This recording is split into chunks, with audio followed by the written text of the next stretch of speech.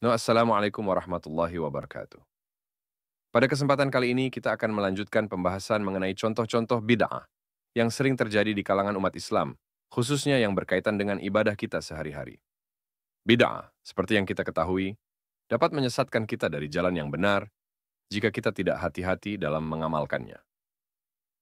Dalam ceramah kali ini saya akan membahas salah satu contoh bid'ah yang sering kita jumpai terkait dengan penentuan satu Ramadan dan satu Syawal. Mari kita simak bersama-sama, dan semoga kita semua diberikan pemahaman yang baik agar dapat menjalankan ibadah dengan benar, sesuai dengan petunjuk Nabi Shallallahu Alaihi Wasallam. Oleh Dr. Arifin Siregar, saudaraku yang seiman, sebangsa, dan setanah air yang saya muliakan. Di bawah ini, kita kemukakan lanjutan dari contoh bid'ah yang terjadi di antara kalangan umat Islam di Indonesia, yang sifatnya lucu dan menyedihkan. Hal ini terjadi karena pengamalan ibadah yang melibatkan perbuatan kesalahan sederhana, atau hal yang mudah untuk diketahui adanya ketidakjujuran dalam cara berpikir atau memberi pendapat.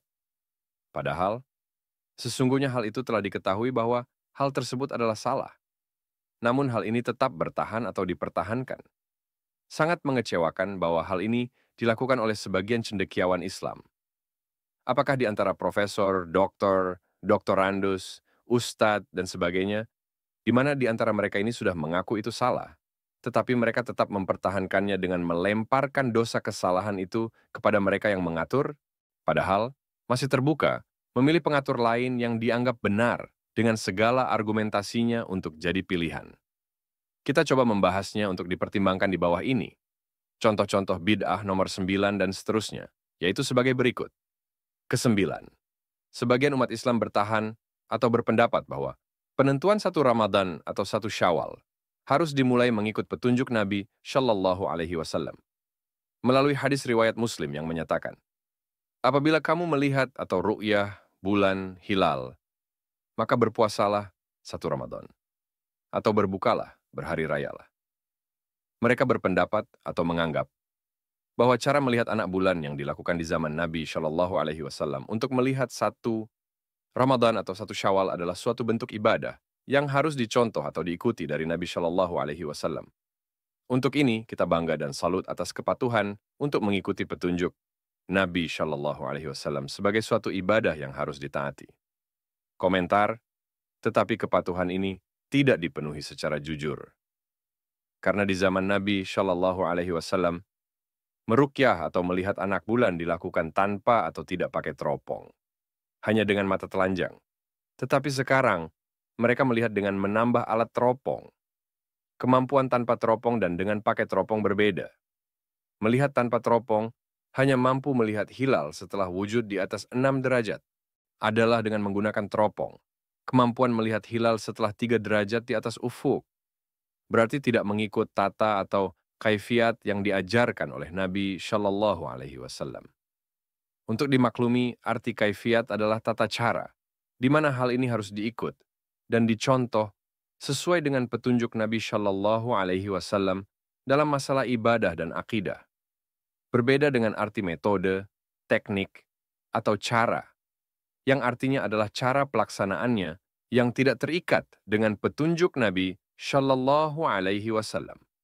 Komentar adalah adzan di zaman Nabi Shallallahu Alaihi Wasallam tanpa atau tidak memakai corong penguat suara. Adalah sekarang kita adzan dengan menggunakan corong pengeras suara. Adalah penambahan ini tidak merusak terjadinya waktu sholat. Adalah adzan sholat subuh misalnya mulai pukul 5 pagi, zuhur pukul 12 siang, asyar pukul 4 sore, dan seterusnya. Bila kita menggunakan corong pengeras suara, adzan subuh tetap jatuh pukul 5 pagi, zuhur pukul 12 siang, atau asyar pukul 4 sore. Tidak ada perubahan waktu, apakah tanpa corong pengeras suara atau dengan memakai corong pengeras suara. Kesimpulan, berarti tata cara melihat hilal yang kita lakukan sekarang telah melanggar atau tidak mematuhi tata cara melihat hilal sesuai dengan petunjuk, ajaran, atau sunnah Nabi Shallallahu Alaihi Wasallam. Komentar, maka perintah Nabi untuk mengetahui munculnya hilal di atas ufuk bukan merupakan suatu bentuk ibadah yang harus diikut, tetapi itu adalah hanya merupakan metode atau teknik untuk mengetahui hilal. Buktinya bahwa melihat hilal bukan suatu bentuk ibadah yang harus diikut. Karena di zaman Nabi pun dahulu, tidak ada kaifiat atau tata cara yang diamalkan untuk melihat hilal, di mana tidak ada kaifiat yang disuruh Nabi untuk melihat hilal. Apakah dengan berwudu dahulu atau memberi suatu bacaan-bacaan tertentu dan sebagainya. Hanya orang melapor pada Nabi Shallallahu Alaihi Wasallam, aku telah melihat hilal. Maka Nabi Shallallahu Alaihi Wasallam menjawab, kalau begitu umumkan kepada sahabat semuanya, supaya mereka memulai puasa 1 Ramadan. Berarti melihat hilal itu hanya merupakan metode, teknik, atau cara, bukan tata cara atau kaifiat, untuk mengetahui munculnya hilal, karena tidak mempunyai kaifiat atau tata cara. Berarti bukan bentuk ibadah, sehingga boleh untuk tidak diikuti. Karena hanya bentuk cara atau metode, bukan bentuk tata cara atau kaifiat, untuk tidak terjebak bid'ah. Maka Allah Subhanahu wa Ta'ala memberikan peluang kepada kita hambanya untuk meruqyah hilal sesuai perkembangan zaman, yaitu dengan Quran Surah Al-Isra 12, di mana Allah Subhanahu wa Ta'ala membolehkan menggunakan hisab, dan hisab ini telah kita kembangkan atau wujudkan untuk mengetahui waktu masuknya sholat. Kemudian juga, bila merujuk pada Quran Surah Al-Baqarah 185, Allah Subhanahu wa Ta'ala juga membuka peluang bagi kita dengan menggunakan pengetahuan di dalam munculnya hilal 1 Ramadan. Di mana Quran Surah Al-Baqarah 185, Allah Subhanahu wa Ta'ala menyatakan, "Faman syahida minkumushi syahra falyashumhu," yang artinya, apabila di antara kamu telah mengetahui masuknya bulan Ramadan, maka berpuasalah. Atau kebolehan atau keizinan Allah Subhanahu wa Ta'ala untuk mengetahui 1 Ramadan atau 1 Syawal dengan cara hisab atau metode lain, yaitu di mana di zaman Nabi Shallallahu Alaihi Wasallam untuk mengetahui waktu sholat, disuruh Nabi Shallallahu Alaihi Wasallam untuk melihat subuh, tandanya terbitnya fajar atau asyar, tandanya bayang-bayang sepanjang badan. Cara ini sekarang kita tidak amalkan, tetapi kita gunakan ilmu hisab untuk mengetahui waktu sholat. Komentar. Kepatuhan atau kejujuran untuk mengetahui 1 Ramadan atau 1 Syawal, banyak hal-hal yang menggelikan atau lucu. Karena sekarang misalnya BMKG menyatakan hilal 1,5 derajat di atas ufuk, atau hilal 1 derajat di bawah ufuk. Tetapi ada yang masih dikerahkan atau diusahakan untuk memantau hilal di 92 titik di seluruh Indonesia. Atau mengadakan sidang isbat dengan mengumpulkan ulama dari 38 provinsi ke Jakarta. Berapa tiketnya, berapa hotelnya, berapa pengangkutannya, berapa makannya, berapa uang kantongnya, dan sebagainya. Yang pada akhirnya tidak mungkin bisa dilihat hilal hanya 2,5 derajat di atas ufuk, atau hanya 1 derajat di bawah ufuk. Kemudian, akibat yang paling mengecewakan adalah terjadinya keributan di masyarakat umat Islam setiap hendak memulai 1 Ramadan atau 1 Syawal. Akibat berbeda pendapat, mengaku berjuang, patuh kepada bagaimana tata cara Nabi Shallallahu Alaihi Wasallam dulu di zamannya untuk mengetahui hilal. Namun, atau tetapi, justru tidak diamalkan seperti tata cara di zaman Nabi Shallallahu Alaihi Wasallam, tanpa teropong.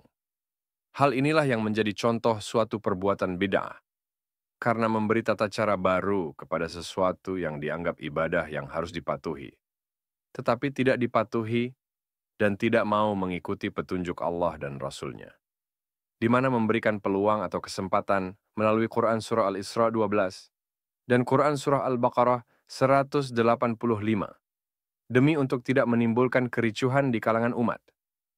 Quran Surah An-Nisa 59, di mana Allah Subhanahu wa Ta'ala menyatakan, bila kamu berbeda pendapat, maka kembalilah kepada Allah dan Rasul-Nya, jika kamu beriman kepada Allah dan hari akhirat. Dan awas ancaman Allah melalui Quran Surah Al-Ahzab 66, 67, dan 68, di mana Allah Subhanahu wa Ta'ala menyatakan, pada hari ketika wajah mereka dibolak-balikkan dalam neraka, mereka berkata, aduhai, kiranya dahulu kami taat kepada Allah dan taat pula kepada Rasul. Mereka berkata, wahai Tuhan kami, sesungguhnya kami telah menaati para pemimpin dan para pembesar kami, lalu mereka menyesatkan kami dari jalan yang benar. Wahai Tuhan kami, timpakanlah kepada mereka azab 2 kali lipat, dan laknatlah mereka dengan laknat yang besar. Demikian ceramah hari ini. Semoga bermanfaat dan dapat menjadi inspirasi untuk kita semua.